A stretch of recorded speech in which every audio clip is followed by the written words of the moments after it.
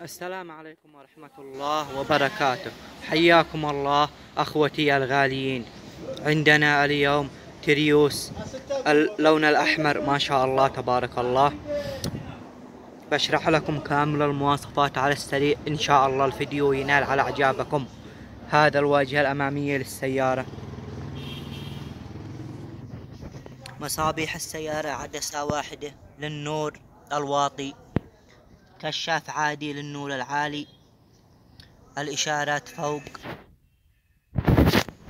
كشاف الضباب عليها وصلة بلون أسود، الشبك لون أسود.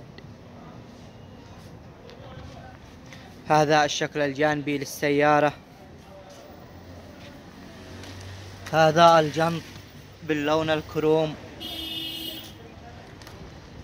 إشارات على الجوانب مع وصلة بلون كروم، مسكة اليد كروم أيضا، فايبر فوق السقف،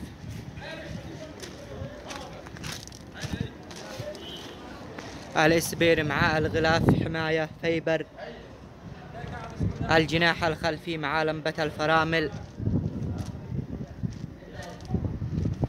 الاسطبات الخلفية عليها وصلة بالكامل بلون كروم. نروح للسيارة.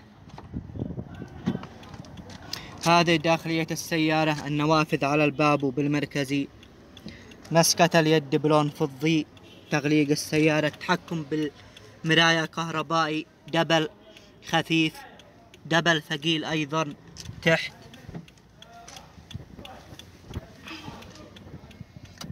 المراتب الخلفية، الإضاءة في السقف،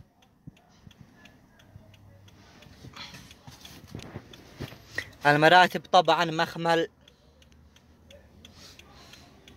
عندنا الإضاءة، وهذا الدرج، الشاموسية عليها مرايات،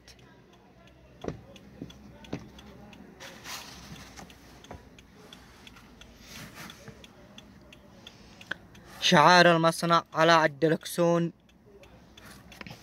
وهذا درج.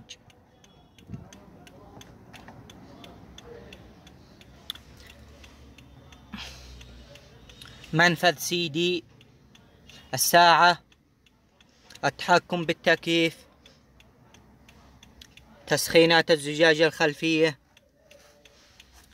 حاملات أكواب، هاند بريك يدوي، السيارة اوتوماتيك،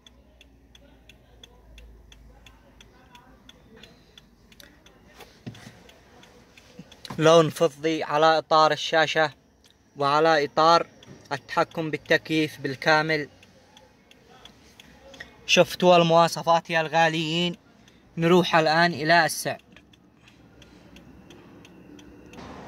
السعر يا الغاليين 30,000 ريال سعودي. أتمنى المقطع أن ينال على إعجابكم، ولا تنسوا راجعوا الفيديو واشتركوا في القناة وفعلوا جرس التنبيهات، وفي أمان الله.